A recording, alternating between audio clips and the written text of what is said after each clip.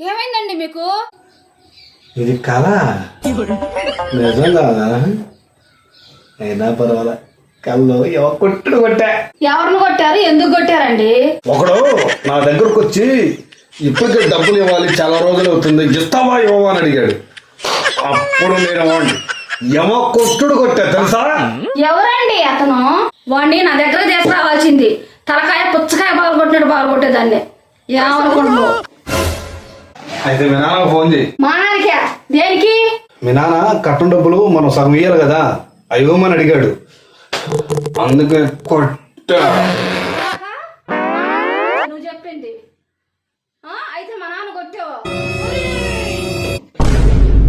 అబ్బో అమ్మో, ఏ అమ్మ ఇప్పుడు నాకు కలగంటున్నానే, అదే నీకు చెబుతున్నా.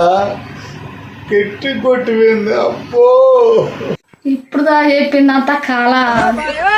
అయ్యో సాయి.